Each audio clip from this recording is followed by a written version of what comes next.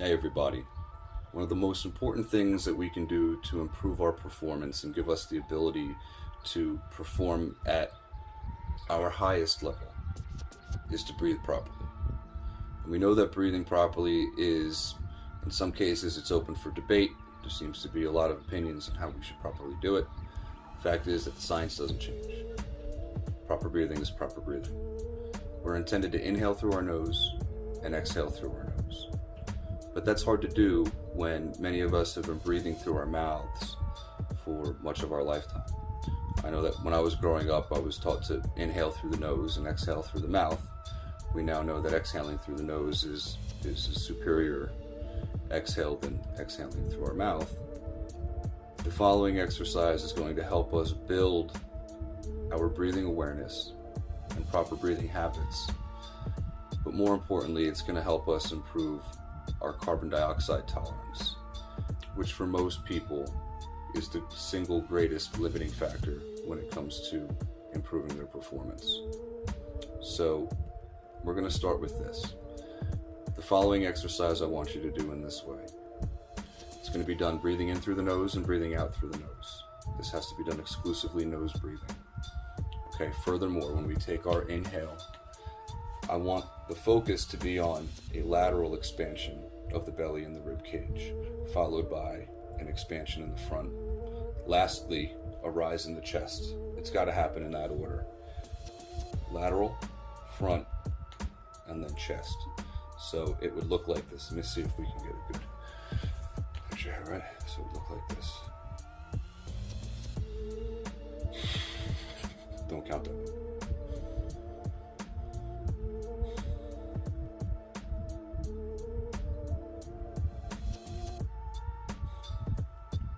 Those are two perfect inhales. It's hard to tell from the video, but I'm starting by feeling my rib cage laterally expand. My belly then fills the rest. There's really not much left there at that point. And then my chest rises. And I want to practice the following exercise in the very same way. So we're going to start by normally breathing, normal breath volume for 10 breaths, just for us to create a baseline of what our current breathing requirements are while we're sitting here at rest. Then what we're going to do is, following our regular breathing pattern that we've established, we're going to lessen the amount of air that we inhale with each successive breath. Not by much, only by a little bit, because what we're focusing on is the internal sensation of an accumulating air hunger. And we want to feel that sense of air hunger. We want to feel as though we're slightly out of breath, because it's in that slightly breathless state that our body is going to reacclimate itself to the levels of carbon dioxide that it's expected to be able to manage. Now, I've run a number of experiments on myself trying to determine when I'm out of breath, is it because my blood oxygen is low, or is it for some other reason? And I have unequivocally determined that it's not because of the oxygen in my blood, but as a matter of fact, it's because of the accumulated carbon dioxide. I've done this test a number of times with the pulse oximeter, and even when I'm under the greatest amount of stress and the greatest amount of load, running up hills, doing sprints, and so on, my blood oxygen always falls no less than 93-94%. Usually sits about 97-98%, even when I'm under this tremendous amount of stress. So the blood oxygen is there, but what we have to train ourselves for is a tolerance for carbon dioxide. Right? It's much like our tolerance for cold. It's subjective, it's relative, and it's contextual.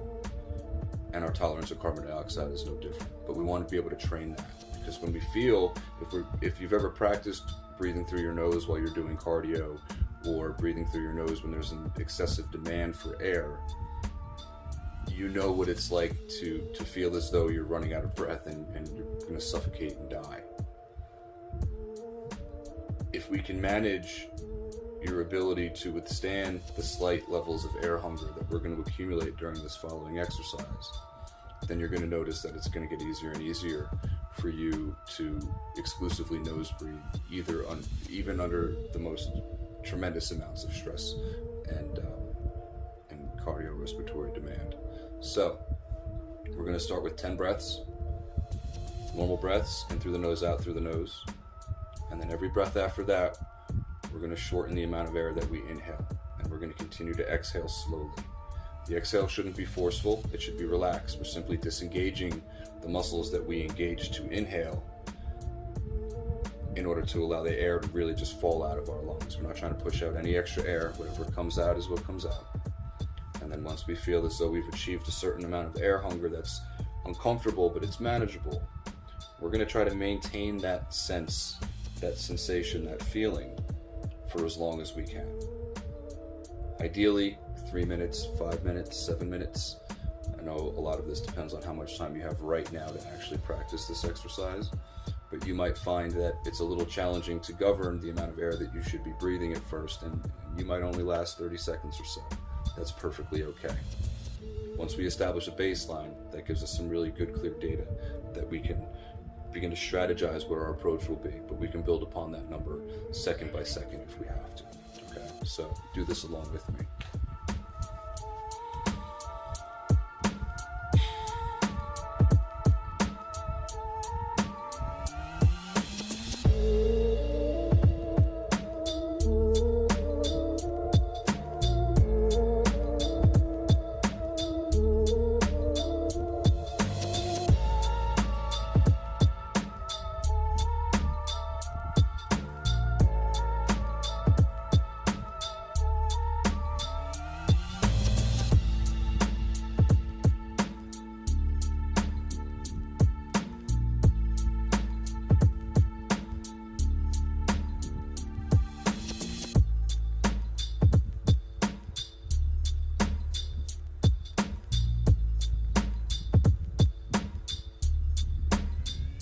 This is my 10th exhale. And what I'm going to begin to do is shorten the amount of air that I'm taking in with each breath.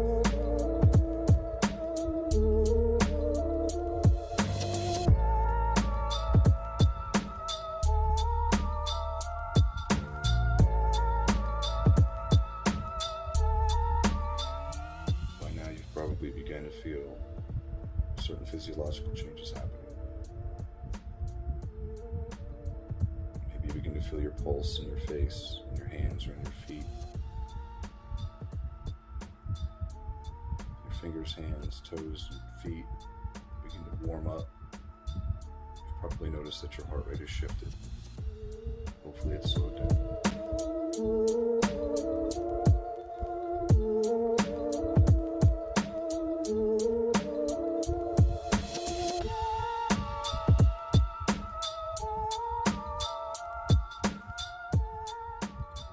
Extremely shallow right now. I feel my body beginning to warm up.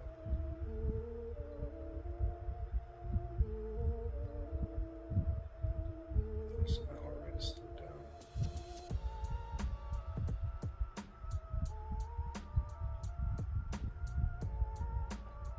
I'm just about beginning to feel the sensation of air. So I'm going to go over in the depths of my breath ever so slightly in order to keep this comfortable yet uncomfortable sensation.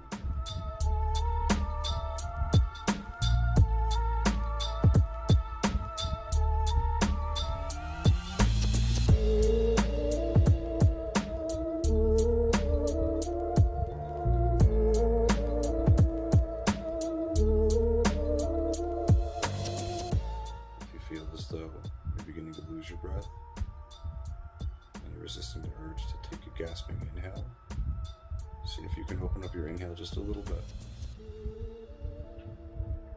Give it a few seconds to circulate. See if just by changing the volume of air that you're inhaling ever so slightly, you're able to regain a little bit of that comfort and lessen that nagging sensation of air hunger.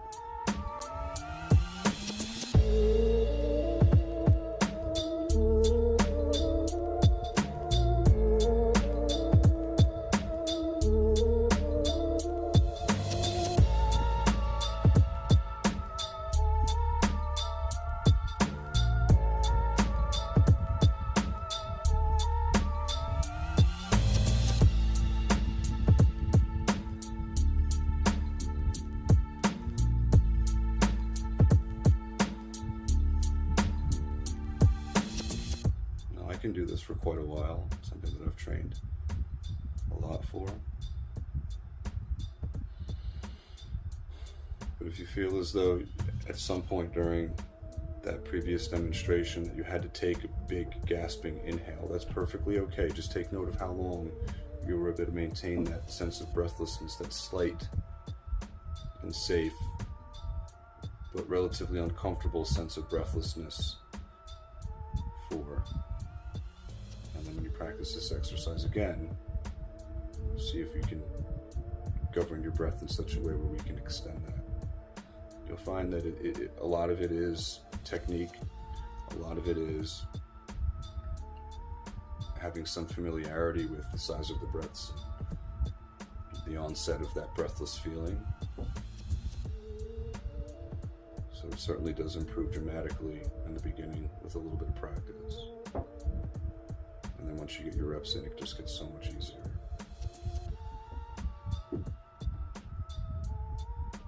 It's amazing. My body right now naturally just wants to take shallower breaths in a completely relaxed state. It's quite the feeling. It's fantastic. And you can use this as meditation as well, focusing on your breath. And then whenever your mind begins to wander, you just bring it back to the proper breathing. Now, there's other things that we can do throughout the day that take a little bit less time. We can use them in a more interstitial way, where if we're typing an email, simply on any given exhale, simply just holding your breath with that limited amount of air in your lungs until the onset of discomfort and air hunger begins to build to an uncomfortable level, and then taking a good cleansing inhale through the nose and protracting the exhale through the nose. Be careful when you do techniques like this. Use your better judgment. This isn't a breath holding competition. We're simply just exposing ourselves to a slightly uncomfortable environment that is 100% manageable and that we're able to maintain control of 100% of the time. So it's not a test. If you want to test how long you can hold your breath for, go home, lay on the floor, do it if you're not going to fall over and bang into anything, God forbid. But this technique very well can be done just about any time, just about anywhere. Whether you do it once a day or you do it 50 times a day, every little bit helps. And remember, it's not because of a low level of oxygen in your blood that you feel as though you need to breathe. It's because of an elevated level of carbon dioxide in your blood, which is giving you that need to breathe. So try that technique. I really think that that's going to serve to benefit you.